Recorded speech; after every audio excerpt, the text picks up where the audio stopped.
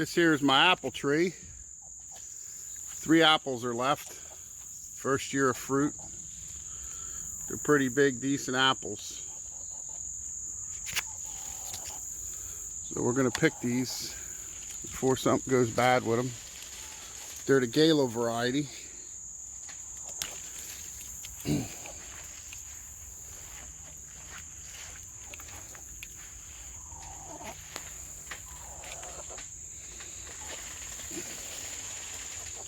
What I did here is I air layered this branch. Bring the hose right away, there's ants. Ants get in there, which is bad. Trade you. Get in here close. Film this. So there's ants in here. We're going to just rinse them down. We're going to take this off of here. This is called air layering. I'll put some new foil on here maybe. I'm just checking this for moisture.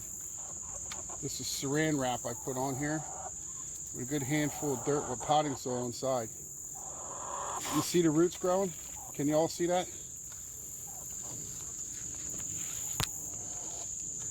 See the roots growing in there? And this tree's off that high off the ground. Now what I'm doing is I'm making a tree that's already going to get fruit. You just saw me pick the apples off of that tree. Right off of this branch. So now I'm not ready yet. I got to have more time than I have this morning to dig a hole. But I want to keep those roots, give them some water. Okay, ants are all running up this branch. We're going to just round them down.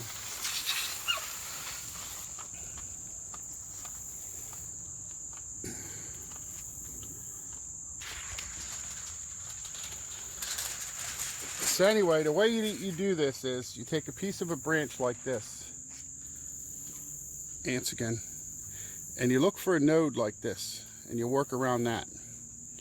Now, you would cut this here, just enough to take the bark off down to the white wood.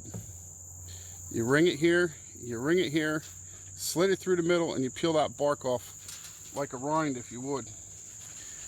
And then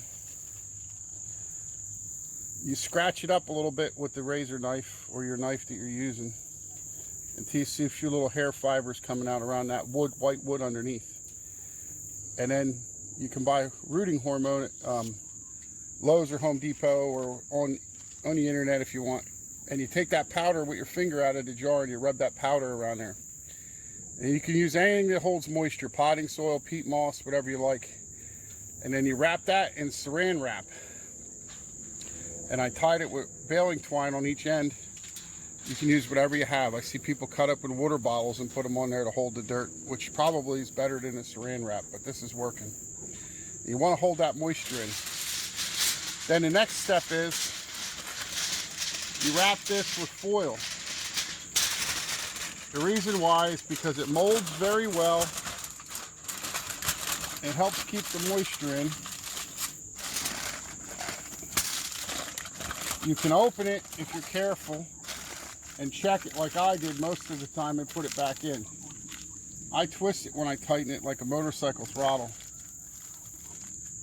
and hold the middle part so I don't spin the dirt too much. All right, and now that's dark so that the tree thinks that's underground. Now you see how it grew that root ball. Now the next step is I got to figure out where I'm going to plant it on my little property here, and then I'm going to saw this off here down at the bottom here, and I'm going to plant it up to about here in the ground. Maybe I'll whack these 2 branches off and come up a little higher. And I'm going to put some good potting soil type compost and fertilizer in the hole when I bury it, because I got dry soil here. It's very sandy along the river. Now next year this will be a small apple tree that will give me fruit. Now the reason I originally started looking into this is because I bought that cherry tree there last fall I planted it, and this year I got cherries on it. I said, how did they get a fruit tree to give fruit like that in the first year at a small level? Well, that's what they probably did. They probably air layered that off of a bigger tree. Now, if you have, say, a 100-year-old orchard, and you take a branch off a 100-year-old tree, you're reproducing a genetic clone of that 100-year-old tree. It's an identical match without grafting. It's an identical match. Grafting has DNA from the tree that you're grafting it onto. This tree has no other DNA but the one it's made out of. And then